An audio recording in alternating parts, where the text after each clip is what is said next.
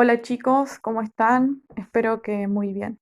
Bueno, les cuento que a partir del presente trabajo práctico, que sería el trabajo práctico número 6, vamos a comenzar a estudiar una de las distintas escuelas psicológicas que existen, que es la teoría conductista.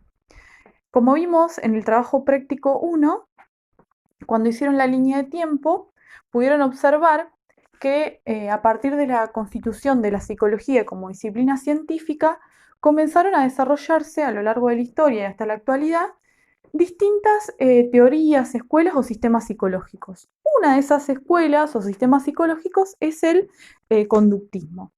Esta teoría surgió en los Estados Unidos durante las primeras décadas del siglo XX y entre sus principales representantes se encuentra John Watson. Hay otros que se los voy a nombrar a lo largo de este video, pero el más conocido sería John Watson como el representante principal de esta teoría. Este sistema psicológico, esta teoría, propone que el objeto de estudio de la psicología, es decir, lo que debe estudiar la psicología como disciplina científica, es la conducta humana. Y que el método que tiene que utilizar la psicología es el método experimental, que tiene como principales técnicas la observación y la medición. ¿Por qué van a proponer que el método sea la observación y la medición? Porque justamente ellos van a plantear que la conducta es todo aquello que la persona hace, es decir, los comportamientos que tiene cualquier persona, ya sea desde caminar, correr, llorar, gritar, sonreír, todo lo que las personas hacemos es considerado una conducta, es decir, todos aquellos comportamientos que son observables por nosotros mismos y por los demás. Entonces, lo que plantean ellos es que el método tiene que ser justamente la experimentación basado en la medición y en la observación de lo que la persona hace. Además, otro de los planteos que realiza el conductismo es que la conducta se da siempre como respuesta a un estímulo, ¿sí?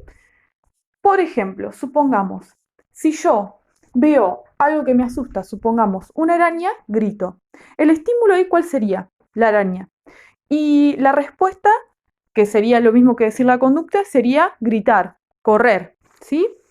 Entonces, es por eso que ellos van a decir que la conducta siempre es la respuesta a un estímulo, ¿sí? Un estímulo que actúa sobre el sujeto, ¿sí? Y los estímulos son todos aquellos hechos u objetos que la persona, o vamos a ver que también los animales, porque ellos, los psicólogos conductistas comenzaron a hacer estudios en animales, son todos aquellos, entonces, hechos u objetos que la persona o el animal puede percibir a partir de alguno de los sentidos, ¿sí?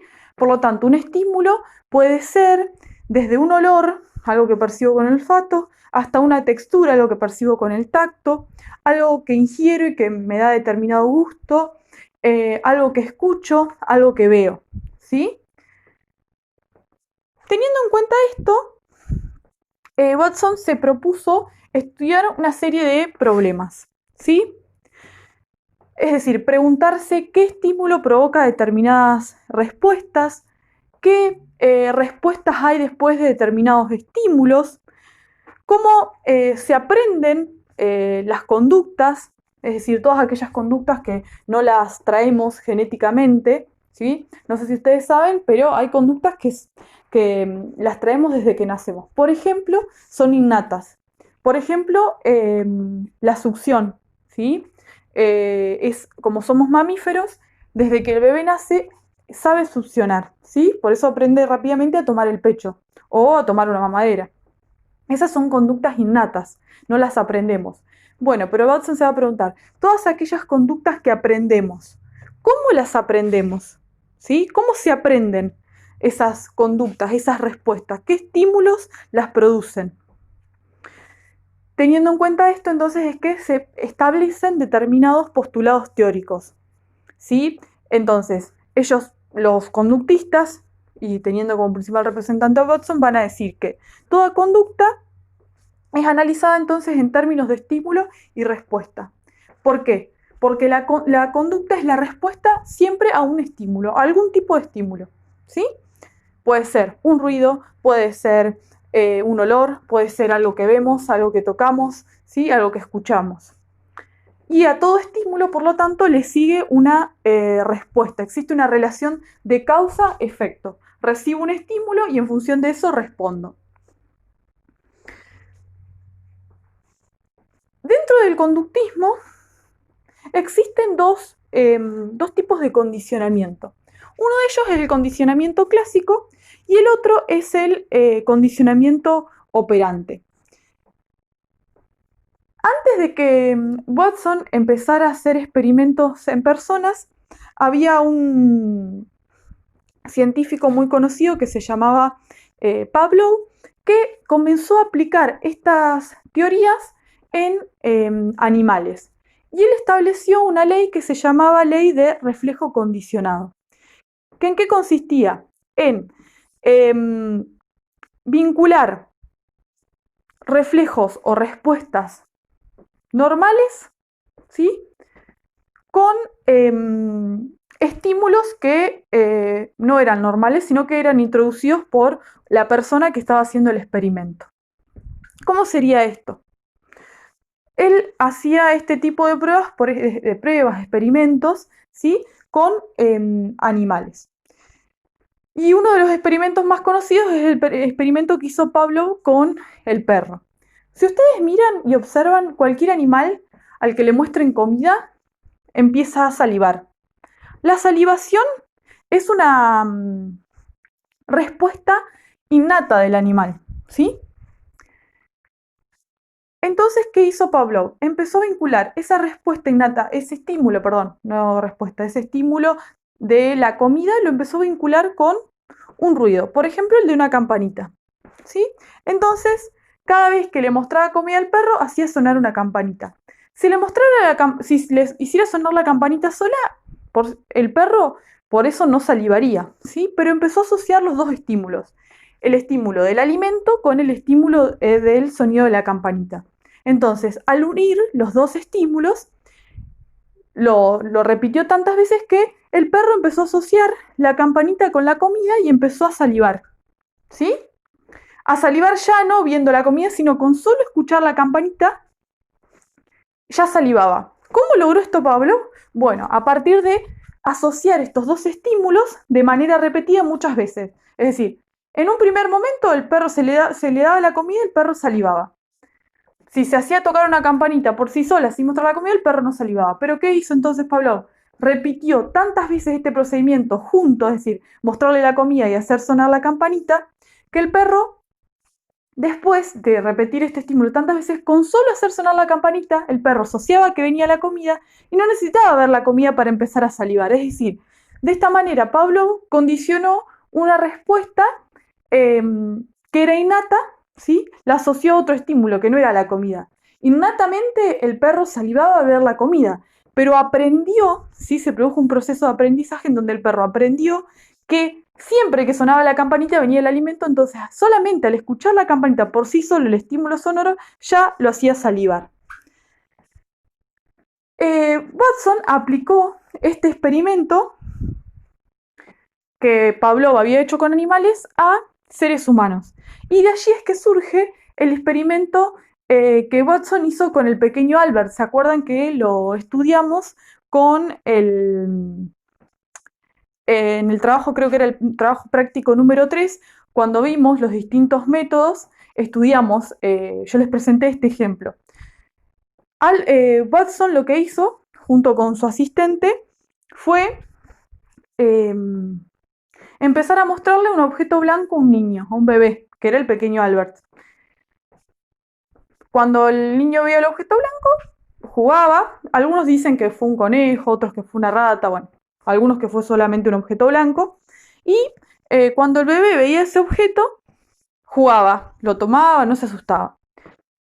¿Qué empezó a hacer Watson? Cada vez que le daba el objeto, introducía un ruido muy fuerte, ¿sí? Entonces el bebé empezó a llorar porque se asustaba. Entonces, y repetía esto cada vez que le daba ese objeto blanco. Le daba el objeto blanco y hacía un ruido muy fuerte. Entonces, el bebé lloraba. Así fue tal que el bebé después de repetir este procedimiento tantas veces, empezó a desarrollar miedo a todos los objetos blancos que se le presentaran, ya sin necesidad de que hubiera un ruido, porque él que ya había aprendido que siempre después de ese objeto blanco venía o aparecía la sensación de miedo provocada por un ruido. Entonces lo repitieron tantas veces que después ya no fue necesario provocar el ruido, ya le tenía miedo, había aprendido el miedo, ¿sí?, a cualquier tipo de objeto blanco. Por otro lado, esto tiene que ver con el condicionamiento clásico. Por otro lado, otra forma de condicionamiento es el condicionamiento operante, que lo desarrolló un psicólogo también norteamericano muy conocido como fue Skinner, ¿sí?, que tomó los postulados del condicionamiento, es decir, del condicionamiento clásico, los planteos teóricos que ya había desarrollado Watson, para formular nuevos planteos, ¿sí? Y él lo que estableció fue lo que se conoce como condicionamiento operante. Lo que él decía era que las respuestas que son recompensadas con un estímulo positivo es más probable que vuelvan a repetirse. En cambio, las respuestas que son castigadas con un estímulo negativo es probable que no vuelvan a repetirse, ¿sí? Supongamos,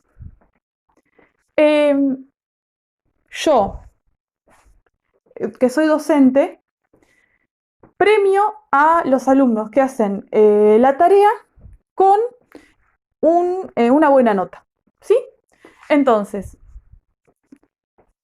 ¿yo qué respuesta quiero obtener? Que los estudiantes hagan la tarea, ¿sí? Entonces, el estímulo que les voy a dar es un estímulo positivo, ponerles una buena nota. ¿Para qué? Para que esa conducta se siga repitiendo en el tiempo, ¿sí? En cambio, si en aquellos casos que no hacen la tarea, es decir, que la respuesta no es la esperada, les pongo una mala nota o los dejo sin recreo, ¿no? Les aplico un castigo, es decir, un estímulo negativo. ¿Para qué? Para evitar que esas conductas de no hacer la tarea no se sigan repitiendo. Fíjense que, a diferencia del condicionamiento clásico, en el condicionamiento clásico el estímulo es antes de la respuesta, ¿sí? En cambio, en el condicionamiento operante, el estímulo es después de la respuesta.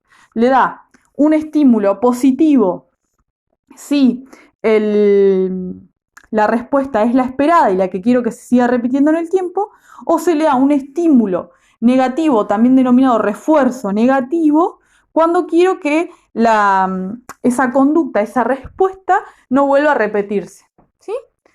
Skinner, por ejemplo, había experimentado con animales también, algunos dicen que con ratas, otros también con gatos, utilizando una caja en donde logró que, a partir de un refuerzo positivo, la rata aprendiera a buscar el lugar para alimentarse, ¿sí? ¿Qué ocurría? La rata la colocaba en una caja y, tocando una palanquita, obtenía el alimento, ¿sí? Entonces así aprendió a alimentarse, a partir de un refuerzo positivo, que es la comida, ¿sí? También había otras cajas en donde, si no apretaba la palanca correcta, obtenía una descarga eléctrica, entonces sabía que a ese lugar no tenía que ir, ¿sí?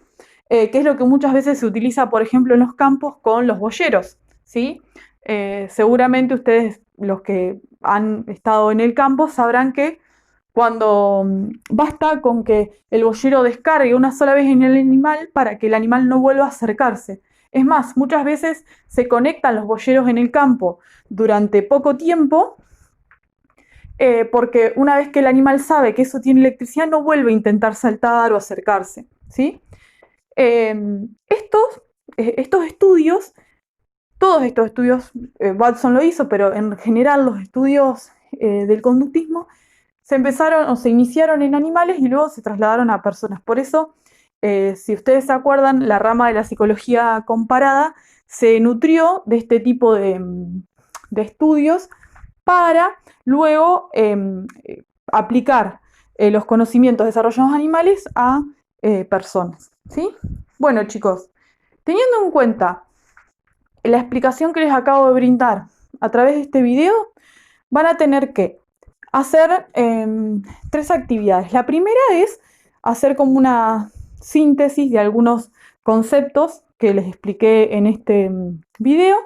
En la 2 van a tener que analizar una serie de situaciones y decir si esas situaciones evidencian condicionamiento clásico o operante.